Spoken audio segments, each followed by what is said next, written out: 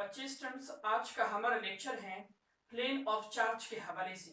हम Gauss law की एक तीसरी एप्लीकेशन पढ़ रहे हैं और इस एप्लीकेशन के मुताबिक अगर आपको कोई इनफाइनाइट शीट गिवन हो या अगर आपको कोई प्लेन ऑफ चार्ज गिवन हो, मिसाल के तौर पे हमारे पास ये कोई प्लेन ऑफ चार्ज है जो हमें गिवन है।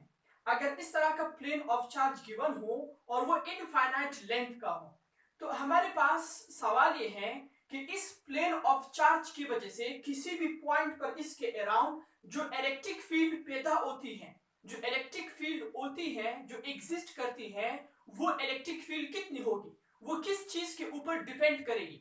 तो ये आज का हमारा प्रैक्टिस प्रॉब्लम है। तो क्वेश्चन नंबर 34 हमारे पास है, find the electric field due to an infinite plane of positive charge. ये आपके पास infinite plane of positive charge है। ये तो खैर इनफाइनाइट नहीं है, लेकिन इनफाइनाइट का यही मतलब है कि उनके बाउंड्रीज कोई मखसूस नहीं हो, महदूद ना हो। Of positive charge with uniform surface charge density.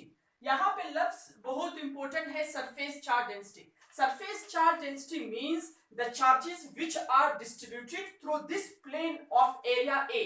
यानी इस प्लेन ऑफ एरिया ए पे जितने चार्जेस डिस्ट्रीब्यूटेड हैं, charge per unit area actually gives us sigma. Sigma means the surface charge density. तो अब इस प्रैक्टिस प्रॉब्लम को सॉल्व करने के लिए इलेक्ट्रिक फील्ड की वैल्यू इस इनफाइनाइट प्लेन ऑफ चार्ज की वजह से मालूम करने के लिए हम गॉस लॉ को इंट्रोड्यूस करवाएंगे और गॉस लॉ को इस्तेमाल करेंगे। लेकिन गॉस लॉ को इस्तेमाल करते हुए सबसे बुनियादी बात यह है कि आपने एक इमेजिनरी गॉसियन सरफेस ड्रा करना है ताकि इलेक्ट्रिक फील्ड आप आसानी कैलकुलेट कर सके। तो यहाँ पे हम लोगों ने एक गॉसियन सिलेंडर को ड्रा किया है। ये गॉसियन सिलेंडर है, एक इमेजिनरी सरफेस है जो हमें इलेक्ट्रिक फील्ड मालूम करने में मदद देगा। तो जरा गौर के साथ देखिए, मिसाल के तौर पे ये आपके पास प्लेन ऑफ पॉजिटिव चार्ज है और यहाँ पे हमारे पास गॉसियन सरफेस है।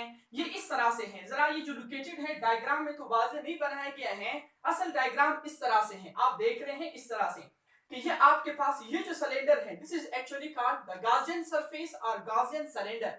अब आप देख रहे हैं यहाँ पे तो इलेक्ट्रिक फील्ड एग्जिस्ट, यहाँ पे तो इलेक्ट्रिक फील्ड 0 के बराबर क्योंकि 90 वगैरह का एंगल बनता है। लेकिन अब एक ये फेस है, एक ये आपके पास सर्कुलर फेस है और एक ये फेस आपके पास है, दो फेसेस हैं। इलेक्ट्रिक फील्ड यहाँ पर भी होगा, यानी इस फेस से भी होगा और इलेक्ट्रिक फील्ड इस फेस से भी होगा। क्यों? क्योंकि हमारे पास अच्छे स्टूडेंट्स यहाँ पे एरिया का डायरेक्शन भी इस तरफ है और यहाँ पर भी एरिया का डायरेक्शन इस तरफ है। अब ये जो एरिया का यहाँ पे डायरेक्शन है वो भी इसी तरफ, इलेक्ट्रिक फील्ड भी इसी तरफ, यहाँ पर भी एरिया का डायरेक्शन उसी तरफ है, नॉर्मल का डायरेक्शन उसी तरफ है, इलेक्ट्रिक फील्ड भी उसी तरफ है। तो एक इस एरिया की वजह से जो इलेक्ट्रिक फील्ड होगा वो ई ए के बराबर आएगा और इस एरिया की वजह से जो इलेक्ट्रिक फील्ड होगा वो भी ई ए के बराबर आएगा। तो हमारे पास जो टोटल होगा, जो टोटल फ्लक्स होगा, जो टोटल फ्लक्स होगा, यहाँ पर भी फ्लक्स ई ए और यहाँ पर भी फ्लक्स ई ए, क्योंकि cos 0 फिर 1 के बराबर होता है। अब total electric flux E A plus E A is equal to 2EA। तो हम यहाँ से अपने कैलकुलेशन को स्टार्ट करते हैं। यानी हमारे पास जो गॉस लॉ है उसमें हमने ये देखा कि total electric flux is actually equal to 2EA, यानी EA इस फेस की वजह से प्लस इलेक्ट्रिक फ्लक्स EA इस फेस की वजह से, दोनों को ऐड किया तो 2EA आया, which is equal to the Q inside divided by epsilon naught. अब charge inside can be given by the surface charge density। अब देखिए पिछले प्रॉब्लम्स के अंदर कभी हम वॉल्यूम चार्ज डेंसिटी इस्तेमाल करते हैं, कभी लीनियर चार्ज डेंसिटी इस्तेमाल करते हैं। वो डिपेंड करता है आपके प्रॉब्लम के सिमेट्री के ऊपर। तो यहाँ पे जो सिमेट्री है वो plane of surface of charge की वजह से है, इस वजह से हम सिग्मा को इस्तेमाल कर रहे हैं। तो ए को इधर शिफ्ट करें, हमारे पास सिग्मा ए आ जाएगा। यानी मैं यहाँ पे लिखना चाहूंगा electric flux 2EA is equal to, अच्छे student sigma A Q N की जगह लगाएंगे तो ये सिग्मा ए हुआ डिवाइडेड बाय एप्सिलॉन नॉट। और चूंकि हमने इलेक्ट्रिक फील्ड कैलकुलेट करना है तो ए और ए कैंसिल हो जाएगा, 2 यहाँ पे मल्टीप्लाई है तो इस तरफ आके डिवाइड हो जाएगा। हमारे पास E की वैल्यू आएगी sigma divided by 2 epsilon not. अब आप देख रहे हैं हमारे पास एक बहुत इंपॉर्टेंट रिजल्ट आया। असल चीज है इस रिजल्ट को समझना।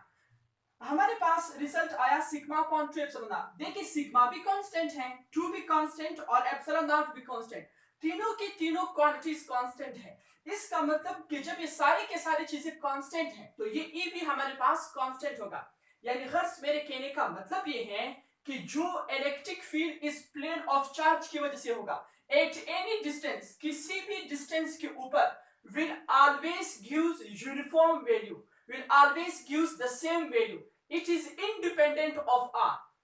पिछले प्रॉब्लम्स में आपने देखा भी था कि कभी आर स्क्वायर के साथ, कभी आर के साथ, कभी 1/r के साथ वेरी करा था इलेक्ट्रिक फील्ड। यहाँ पे रेडियस के ऊपर electric field plane of charge की वजह से, अगर सिमेट्री मौजूद है प्लेन ऑफ चार्ज की वजह से, रेडियस डिस्टेंस के ऊपर डिपेंड नहीं करता, independent of distance, at any distance everywhere the electric field will be uniform according to this result. तो ये रिजल्ट एग्जाम वगैरह के अंदर आता है, आपने इन चीजों को अपने जहन में महफूज करना है। यानी eight any distance electric field remains constant, क्योंकि बाज लोग जो है वो लिखने के बड़े शौकीन होते हैं, इस वजह से मैं लिखवा भी रहा हूं। Eight any distance the electric field is uniform, electric field हमारे पास यूनिफॉर्म होती है, ये बात आपने याद रखनी है। इसी तरह से ये प्रॉब्लम यहां तक खत्म हुआ, जो प्रॉब्लम हमने सॉल्व कर लिया।